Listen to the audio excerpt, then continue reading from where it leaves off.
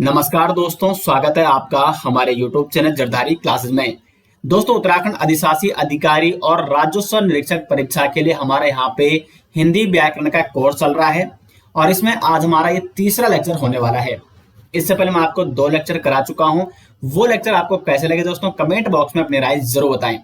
आज जो हमारा टॉपिक है वो है आपके सिलेबस के अनुसार तत्सम तद्भव शब्द। तो तत्सम तद्भव शब्दों पर बहुत सारे अभ्यर्थियों को यहाँ पे कंफ्यूजन रहता है। बहुत सारे अभ्यर्थियों को टफ लगता है कि इतने सारे शब्दों को यहाँ पे याद कैसे किया जाए।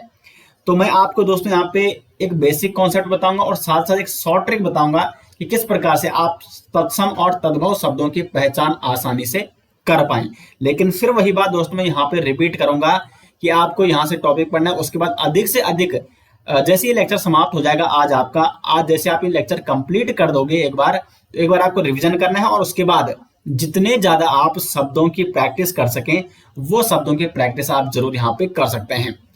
और कुछ महत्वपूर्ण तत्सम तद्भव शब्दों की पीडीएफ दोस्तों मैं आपको लिंक देने वाला हूँ वीडियो के डिस्क्रिप्शन में। लगभग आपके लिए वहां पे 500 प्लस तत्सम तद्भव शब्दों की लिस्ट दी गई उसमें, तो उसको आपको एक बार जरूर देखना है कि तत्सम शब्द कौन से हैं, तद्भव शब्द कौन से हैं। वहां से जरूर आपके एग्जाम में प्रश्न पूछे जा सकते हैं। तो इसके नोट्स और तत्सम तद्भव शब्दों के एमसीक्यू और प्रैक्टिस करने के लिए तत्सम तद्भव शब्द आपको मिल जाएंगे वीडियो के डिस्क्रिप्शन में। तो उस पीडीएफ को एक बार आपको जरूर डाउनलोड करना है और एक बार जरूर देखना है।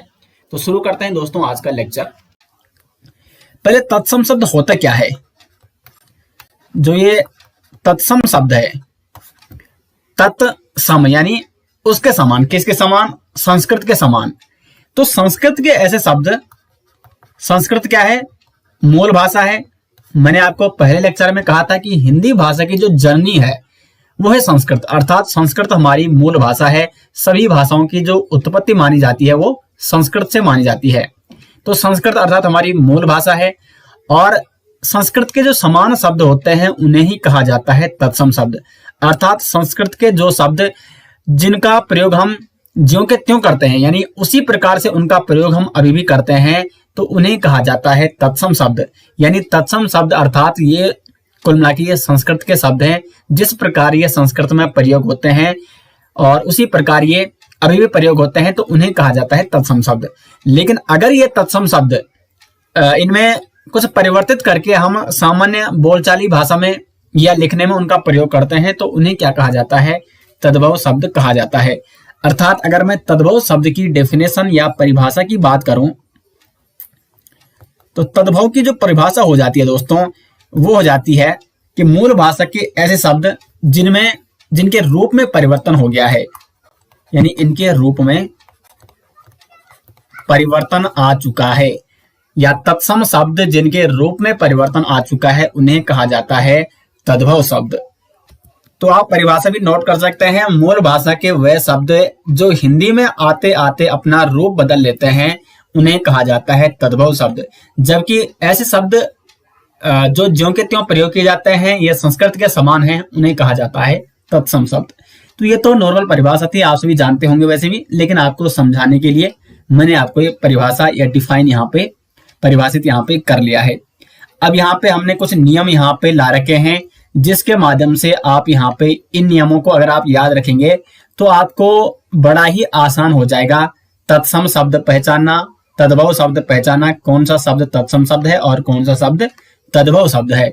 और जितनी ज्यादा दोस्तों आप प्रैक्टिस करोगे उतना आपके लिए काफी अच्छा रहेगा। और तत्सम शब्द और तद्भव शब्द के मतलब लगभग 100 प्लस तत्सम शब्द और तद्भव शब्द जो कि बार बार एग्जाम में पूछे जाते हैं, इंपॉर्टेंट तत्सम और तद्भव शब्द हमारी जो ई बुक है या हिंदी कोर्स की जो कंप्लीट पीडीएफ हमारी वीडियो के डिस्क्रिप्शन में आपको लिंक मिल जाएगा, उससे आप वहां से डाउनलोड करें और उसमें आपको एमसीक्यू भी मिल जाएंगे प्रैक्टिस करने के लिए तत्सम तद्भव शब्दों के। तो शुरुआत करते हैं नियम 1 से। नियम 1 की अगर बात करें तो जो क्सा है, अब इसको क्सा पढ़ते जैसे कक्षा, इसमें क्या पढ़ते हैं क्सा, इस प्रकार से इसका उच्चारण आप कर सकते हैं। तो क्सा का प्रयोग प्राय तत्सम शब्द में होता है, वह तत्सम का तद्भव में परिवर्तित होने पर क्सा का खा और छा में इसको बदल जाता है। तो जैसे हम कक्षा इसको पढ़ते हैं तो इसका उच्चारण आप सभी जानते हैं किस प्रकार से आपको करना है। तो जो ये क्सा है इसको हम नॉर्मल छा भी कहते हैं सीधे कई बार, ठीक है। तो इसका प्रयोग जहां भी आपको ये शब्द दिखेगा वहां सामान्यतः क्या होगा, वो मतलब जिस शब्द में आपको ये वर्ण दिखेगा वो शब्द किस प्रकार का होगा, तो वो होगा दोस्तों तत्सम शब्द।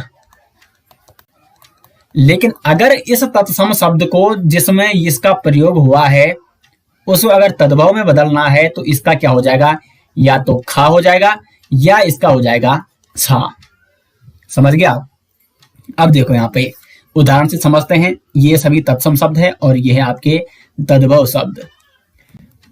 जैसे अक्षी, तो इसमें जो एक छा है ये तो क्या है, तत्सम शब्द है, क्योंकि इसमें अक्षी आ गया, इसमें इसका प्रयोग है अर्थात ये तत्सम शब्द है। क्षीर, इसमें इसका प्रयोग है, ये तत्सम शब्द है। अक्षर, ये आपको देखना है यानी तत्सम शब्द है। छुर, ये आपको देखना है यानी इसमें तत्सम शब्द है। क्षेत्र, ये इसमें प्रयोग हुआ है ये वर्ण अर्थात ये भी तत्सम शब्द है। परीक्षा, कुक्षी, तीक्ष्ण, ये सारे के सारे क्या है, तत्सम शब्द हैं। अगर ये तद्भव में इनका परिवर्तन इनका करना है तो तद्भव में ये किस प्रकार से प्रयोग में लाए जाते हैं, यहाँ पे बदल जाता है। जो अच्छा है ये खा और छा में बदल जाता है। तो देखो अक्षी और एक किस में बदल गया, इसका क्या हो गया, खा, यानी ये बदल गया है खा में, तो आंख हो गया। क्षीर का हो गया खीर। अक्षर का हो गया अक्षर, ये छा में बदल गया, या इसको आखर भी कहा जाता है। सुर का हो गया खुर। क्षेत्र का हो चुका है खेत। परीक्षा का हो चुका है, देखो ये छा में बदल चुका है। और उसी प्रकार से कुक्षी, ये भी खा में बदल चुका है। तो कुल मिला के ये दो में बदलता है। मतलब इसका प्रयोग तो जिस शब्द में इसका प्रयोग होगा वो तत्सम शब्द है, लेकिन जिनमें खा और छा का प्रयोग होगा अर्थात वो कैसा शब्द है दोस्तों, वो है तद्भव शब्द। तद्भव शब्द, ठीक है। तो ये आपको विशेष तौर पर नोट करना है। कोख, तीखा, तो नियम वन आप समझ गए होंगे, इसका प्रयोग सदैव होगा तत्सम शब्द में, ठीक है। जबकि खा और छा का प्रयोग सदैव किस में होगा, तद्भव शब्द में होगा। नियम वन बिल्कुल सिंपल तरीके से उदाहरण के माध्यम से मैंने आपको ये समझा दिया है। नियम टू की ओर बढ़ते हैं। वा का प्रयोग प्राय तत्सम में, जबकि तद्भव में वा का क्या हो जाता है, बा हो जाता है। तो जिन भी शब्दों में आपको वा दिखेगा वो सामान्यतः कुछ अपवाद हो सकते हैं, लेकिन मैक्सिमम सामान्यतः वो क्या होंगे, अधिकतम वो तत्सम शब्द ही होंगे जिनमें वा का प्रयोग होगा। देखो ये तत्सम शब्द, पूर्व, वन, विग्रह, वर यात्रा, विवाह, वर्षा, वक, ठीक है। अब देखो इनका तद्भव रूप कैसा होता है। तो पूर्व का जो तद्भव रूप है यानी जो इसका बदला हुआ रूप है, यहाँ पे वा का क्या हो जाता है, बा हो जाता है तद्भव में। यानी वा का प्रयोग अगर तद्भव में करोगे तो तद्भव में वा नहीं होगा, बल्कि वा का क्या हो जाता है, बा हो जाता है। वन हो गया वन। विग्रह का जो तद्भव रूप है वो है बिगाड़, बिगाड़ना, ठीक है। विग्रह मतलब किसी को विग्रहित करना, और अगर हम मतलब सामान्य हिंदी में हम प्रयोग इसका किस प्रकार से करते हैं, बिगाड़ना। वर यात्रा, शादी समारोह, और इसको सामान्य तद्भव में हम बारात बोलते हैं, ठीक है। वर यात्रा मतलब वर यात्रा कौन बोलते हैं, जो पंडित होते हैं, क्योंकि वो अक्सर संस्कृत शब्दों का प्रयोग करते हैं, लेकिन सामान्य आदमी क्या बोलता, सामान्यतः वो बारात ही कहता है।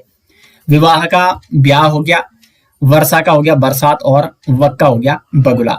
तो देखो वा, यहाँ पे वा तो एक मतलब जिस शब्द में वा का प्रयोग हुआ है वो तत्सम शब्द है, और अगर उस शब्द का तद्भव रूप देखना है तो वा का क्या हो जाएगा, बा हो जाएगा। नियम दो था, वा का प्रयोग तत्सम में होता है, जबकि तद्भव में वा का बा हो जाता है। बढ़ते हैं तीसरे नियम की ओर। अब देखो यहाँ पे सात तीन प्रकार के होते हैं, तालव्य सा, मूर्धन्य सा और दंती सा। तो जो ये तालव्य सा है इसको बोलते हैं यारा लावा सा वाला जो सा है इसको बोलते हैं तालव्य सा, और ये जो षटकोण वाला सा है इसको कहते हैं दोस्तों मूर्धन्य सा।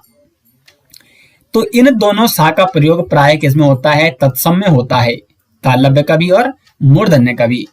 जबकि तद्भव में इस तालव्य सा का क्या हो जाता है दोस्तों, दंती सा हो जाता है। तो दंती सा आपको जहां भी दिखेगा वहां क्या होगा, तद्भव शब्द होगा। देखो यहाँ पे सत यानी 100, और इसको हम क्या बोलते हैं तद्भव रूप में 100 बोलते हैं। अब देखो सामान्य हिंदी में हम 100 बोलते हैं, हम आपने बहुत कम सत बोला होगा, ठीक है। तो कुल मिला के ये सत का परिवर्तित रूप है जिसको हम हिंदी में 100 कहते हैं। अर्थात ये तद्भव शब्द हो गया। और यहाँ पे देखो सा का प्रयोग, तालव्य सा का प्रयोग है तो ये तत्सम शब्द है। यहाँ पे भी तालव्य सा का प्रयोग है, यहाँ पे भी है, यहाँ पे भी है, यहाँ पे भी है, यहाँ पे मूर्धन्य का है, यहाँ पे तालव्य का है। तो ये सारे के सारे जैसे यहाँ पे लिखा गया है कि सा, तालव्य सा और मूर्धन्य सा का प्रयोग प्राय तत्सम शब्द में होगा। अब इनका तद्भव कैसे होगा, तो यहाँ पे जो आपका क्या है, ये तालव्य सा है और साथ साथ जो ये मूर्धन्य सा है, इनका क्या हो जाता है तद्भव में दंती सा हो जाता है। तो शिक्षा का हो गया सीख, श्यामल का हो गया सांवल, सुंड का हो गया सूंड, मतलब सा में यहाँ पे क्या हो रहा है परिवर्तन हो रहा है। श्वेत का हो गया सफेद दंती सा में। अषाढ़ जो यहाँ पे ये मूर्धन्य सा है, ये किस में परिवर्तित हो जा रहा है, दंती सा में परिवर्तित हो जा रहा है। और आशा का हो गया आस। तो इस प्रकार से नियम 3 आप बड़ी आसानी से समझ गए होंगे कि किस प्रकार आपको तत्सम शब्द और तद्भव शब्द की पहचान करनी है। यानी दंती सा होगा तो वो तद्भव शब्द है, और तालव्य और मूर्धन्य सा होगा तो सामान्यतः वहां पे तत्सम शब्द ही होगा। कुछ अपवाद हो सकते हैं जरूर, तो वो आपको जितनी आप प्रैक्टिस करोगे तो उतना आपको अपवाद का भी पता चलेगा। नहीं तो एक लेक्चर में बीच में जरूर लेके आऊंगा कि अपवाद जो होते हैं वो किस प्रकार से, आपको कौन कौन शब्द अपवाद हो सकते हैं, कई बार देखा गया है। और कुछ अपवाद शब्दों के बारे में हम इस वीडियो में जरूर चर्चा करेंगे। और नहीं तो फिर भी मतलब कुल मिला के इस वीडियो में कुछ अपवाद शब्दों के बारे में जरूर चर्चा करने वाला हूं। फिर भी नहीं तो अगर कुछ ज्यादा अपवाद शब्द अगर देखने को मिलेंगे तो आपके लिए एक नया लेक्चर लाया जाएगा। आप उसके बारे में कमेंट बॉक्स में जरूर बता सकते हैं। नहीं तो मैंने आपको पहले ही बता दिया है, जितनी ज्यादा दोस्तों आप प्रैक्टिस करोगे उतना ज्यादा आपके लिए फायदेमंद होने वाला है। आप अपवादों का भी जान सकेंगे, क्योंकि एग्जाम में अक्सर अपवाद जो होते हैं जिन पर ये नियम लागू नहीं होते हैं वो अक्सर एग्जाम में बन जाते हैं कई बार। ऐसा नहीं कि ये नहीं बनते हैं, ये भी कई बार बनते हैं, लेकिन कुछ कंफ्यूजिंग क्वेश्चन कई बार एग्जाम में बन जाते हैं। तो इसलिए आपको अधिक से अधिक प्रैक्टिस करनी है, और प्रैक्टिस करने के लिए आप उस ई बुक को जरूर डाउनलोड करें जो आपके लिए बनाई गई है। वीडियो के डिस्क्रिप्शन में लिंक आपको मिल जाएगा। नियम 4 की ओर बढ़ते हैं। री तथा स्रा का प्रयोग होगा सदैव तत्सम शब्द में। यानी जिन शब्दों में री और स्रा आपको दिखेगा वो आपको कर देना है तत्सम शब्द, जबकि तद्भव में री का क्या हो जाता है रा हो जाता है और स्रा का हो जाएगा दंती सा। यहाँ पे उदाहरण देख लो। श्रृंगार स्रा का प्रयोग हुआ है, श्रेष्ठिन स्रा का प्रयोग हुआ है, श्रावण स्रा का प्रयोग किया गया है, आश्रय रिक्ष री का प्रयोग हो रखा है, ऋतु यहाँ पे री का प्रयोग हो रखा है। तो ये सभी क्या शब्द हैं, तत्सम शब्द हैं। अब देखो जब ये जिसमें स्रा होता है तो उसका तद्भव में क्या हो जाता है, उसका हो जाता है स्रा का क्या हो जाता है सा हो जाता है, जबकि री का क्या हो जाता है रा हो जाता है। तो देखो श्रृंगार का क्या हो गया, श्रृंगार हो गया, दंती सा में स्रा बदल चुका है, परिवर्तित हो चुका है, रूप इसका परिवर्तित हो चुका है। श्रेष्ठिन का हो चुका है सेठ, श्रावण का हो चुका है सावन, और आश्रय का हो चुका है आसरा। अब देखो यहाँ पे री किसे बदलेगा, री का हो जाएगा रा, तो रिक्स का हो चुका है रीच। अब देखो यहाँ पे देखो मैंने आपको नियम फर्स्ट क्या बताया था, ये देखो थोड़ा पीछे चल लेते हैं। नियम फर्स्ट था कि जो छा था इसका खाया छा में बदल जाएगा। अब यहाँ पे भी उसका प्रभाव देखने को मिल रहा है। ये था यहाँ पे रिक्ष, तो रिक्ष जो ये किस में बदल गया, छा में बदल गया। तो ये यहाँ पे ये बदल गया इसमें, क्योंकि इसका प्रयोग सदैव तत्सम में होता है, लेकिन तद्भव में ये छा में बदल जाता है। तो रिक्ष हो गया रीच। तो यहाँ पे दोनों में बदलाव देखने को मिल रहा है। ऋतु तो री का यहाँ पे री हो गया। अब देखो यहाँ पे एक नोट करने वाली बात है जो अक्सर एग्जाम में बनता है। आपने नियम क्या पढ़ रखा है कि री तथा स्रा का प्रयोग सदैव तत्सम में होगा, लेकिन जैसे मैं अपवादों की ही बात कर रहा था उस हिसाब से जो ये श्राप शब्द है ये कैसा शब्द होना चाहिए जरा बताइए। क्योंकि नियम आपने पढ़ा है री तथा स्रा का प्रयोग तत्सम में होगा, तो स्रा उस हिसाब से श्राप क्या होना चाहिए, इसमें स्रा का प्रयोग किया गया है यानी इसका प्रयोग किया गया है, तो इसको होना चाहिए तत्सम शब्द। लेकिन दोस्तों आप गलत हो, आपका नंबर कट जाएगा। ये तत्सम शब्द नहीं होता है, जबकि श्राप क्या होता है तद्भव शब्द होता है। और श्राप का अगर तत्सम रूप की बात की जाए तो तत्सम रूप इसका हो जाता है साप। तो ये मोस्ट इंपोर्टेंट, इसको आप नोट कीजिए, क्योंकि अक्सर कई बार ये एग्जाम में क्वेश्चन बन चुका है और कई अभ्यर्थी इसको गलत करते हैं, क्योंकि उनको साप तद्भव लगता है और श्राप लगता है तत्सम। लेकिन श्राप क्या होता है, तद्भव होता है, और श्राप का जो तत्सम रूप है, जो शुद्ध रूप है, वो है साप। ठीक है, तो ये पॉइंट आपको जरूर नोट करना है, ये एक अपवाद है इसका। आगे बढ़ते हैं नियम 5 की ओर। नियम 5 क्या कहता है, तो नियम 5 कहता है, ये कहता है दोस्तों, त्रा और आधा रा का प्रयोग प्राय तत्सम शब्दों में होता है। तो देखो कैसे होता है, देखो यहाँ पे त्रा है, पोत्री, त्रा का प्रयोग, ये तत्सम शब्द है, पुत्र, पुत्र, त्रुट, सूर्य, आधा रा का प्रयोग। वैसे मैक्सिमम जो आधा शब्द होते हैं ना, वो अधिकांशतः ये देखने को मिला है कि तत्सम रूप में होते हैं। सर्प, भ्रातृ, भ्रमर, ये सभी तत्सम रूप हैं। और पौत्री का हो गया पोती, तद्भव, पुत्र का पूत, पत्र का पता, त्रुट का टू, यानी त्रा का ता और क्या हो जा रहा है, टा हो जा रहा है तद्भव रूप में। सूर्य का सूरज, सर्प का सांप, भ्रातृ का भाई और भ्रमर का भौरा हो गया। तो कुल मिला के क्या है, इसका कंक्लूजन क्या निकलता है, त्रा और आधा रा का प्रयोग सदैव किसमें होगा, तत्सम शब्दों में होगा। नियम 6 की ओर बढ़ते हैं। णा का प्रयोग प्राय तत्सम शब्दों में होगा और तद्भव में णा का क्या हो जाएगा, ना हो जाएगा। तो जिन शब्दों में भी आपको णा देखने को मिलेगा उनमें तत्सम शब्द होगा। ग्रहणी, कोण, गुण, घृणा, चरण, चूर्ण, इन सब में क्या है दोस्तों, णा का प्रयोग किया गया है। और अगर इन शब्दों का तद्भव रूप देखा जाए तो णा की जगह आपको क्या कर देना है, ना कर देना है। तो घरनी, यहाँ पे णा की जगह ना आ गया, ये णी था तो नी हो गया। कौन, तो कौन आ गया। गुण, णा की जगह ना आ गया, गुण। घृणा का हो गया घिन। चरण का हो गया चरण, और चूर्ण का हो गया चूरण। तो णा का प्रयोग भी किसमें होता है, तत्सम शब्दों में होता है, और इसका तद्भव रूप यानी णा का क्या हो जाएगा, ना हो जाएगा। अब आगे बात करते हैं नियम 7 की। क्या कहता है कि जो अनुस्वर है, ये आपका अनुस्वर है, ठीक है। अनुस्वर का प्रयोग सदैव किसमें होगा, तत्सम शब्दों में होगा। यानी जितने भी अनुस्वर शब्द होंगे, यानी जिनमें एक बिंदु होता है, अनुस्वर, ये होता है ना अनुस्वर, ये क्या है, ये है अनुस्वर। तो अनुस्वर शब्द प्राय क्या होते हैं दोस्तों, तत्सम होते हैं। लेकिन जिनमें चंद्र बिंदु का प्रयोग होगा दोस्तों, वो क्या होंगे, तद्भव होंगे। ये भी आपको ध्यान देना है। तो अनुस्वर होगा तत्सम, और जिनमें चंद्र बिंदु का प्रयोग किया गया है, चंद्र बिंदु, ये ना अर्ध चंद्र बिंदु, चंद्र बिंदु में अर्ध चंद्र बिंदु, इसको कहते हैं आध चांद। तो इसे तद्भव, मतलब वो शब्द क्या होगा, प्राय तद्भव शब्द होगा। देखो टंग, इसमें ये क्या है, अनुस्वर का इसमें प्रयोग किया गया है। ग्रंथि, टंक, उच्च। अब देखो इनका क्या होगा तद्भव रूप, टांगा, गांठ, टांका, ठीक है, ये इस प्रकार से होगा। और ऊंचा, तो इनमें अर्ध चंद्र बिंदु का प्रयोग किया गया था, तो ये क्या है, तद्भव रूप है। और जिनमें अनुस्वर का प्रयोग किया गया है वो क्या है, तत्सम रूप है। तो ये तो हो गया यहाँ पे नियम 7। और नियम 8 क्या कहता है, ऐसे शब्द जिनमें आधे अधूरे वर्ण हो वो भी प्राय तत्सम होते हैं। मैंने आपको ऊपर भी बताया था यहाँ पे कि इसमें अर्ध रा का प्रयोग किया गया था ना, तो मैंने यहीं पे आपको बता दिया था कि जो मैक्सिमम शब्द होते हैं सामान्यतः जिनमें आधे अधूरे वर्ण होते हैं वो भी क्या होते हैं, तत्सम शब्द ही होते हैं। अकार्य, इसमें आधा रा का प्रयोग है। उपाध्याय, इसमें आधा धा का प्रयोग है। ओष्ठ, इसमें अर्ध और ये षटकोण वाला सा यानी मूर्धन्य सा का प्रयोग किया गया है। कर्पूर, आधा रा का प्रयोग। जन्म, आधा ना का प्रयोग इसमें। पकवान, इसमें आधा का और आधा ना का प्रयोग है। तो अकार्य का तद्भव हो गया अकाज।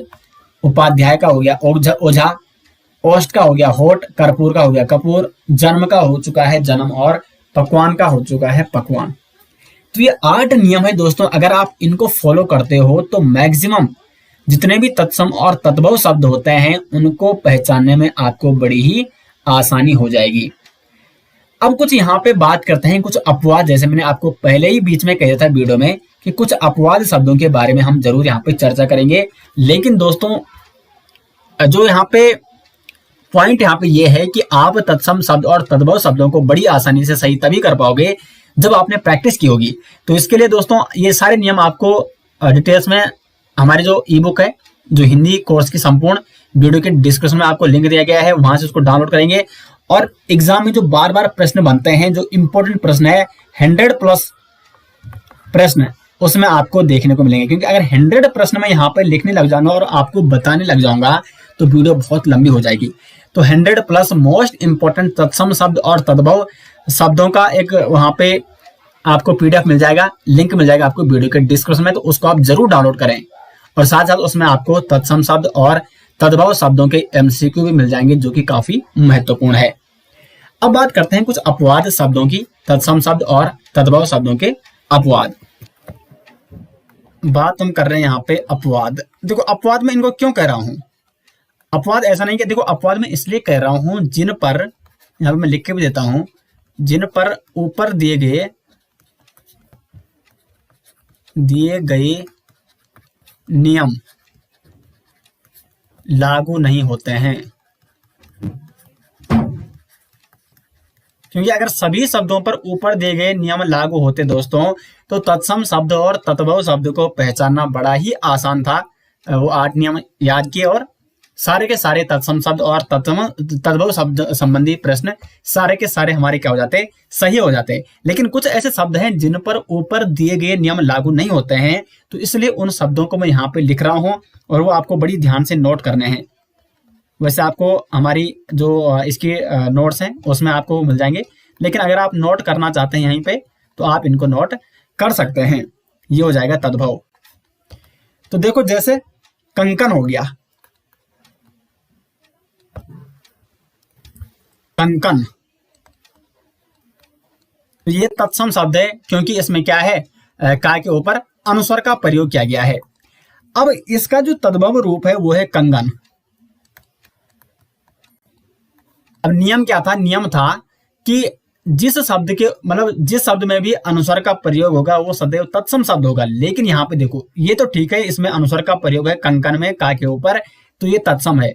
लेकिन कंगन में भी का के ऊपर क्या है, अनुस्वर का प्रयोग किया गया है। लेकिन ये कैसा है दोस्तों, ये है तद्भव शब्द। इसको भी वैसे नियम के अनुसार तत्सम होना चाहिए था, लेकिन देखो वो नियम ऐसे नहीं बना रखे, वो नियम आपको याद करने के लिए बना रखे हैं। लेकिन कई शब्द ऐसे हैं जिनमें वो लागू नहीं होंगे, तो इसलिए कंगन आपको ध्यान देना है, ये आपका तद्भव शब्द है। उसी प्रकार से कृष्ण, और इसका तद्भव रूप हो जाएगा कान्हा। तो देखो इसमें जो ये आपका मूर्धन्य सा है, ये क्या है, अर्ध शब्द है, मतलब अर्ध वर्ण, ठीक है, आधा वर्ण है।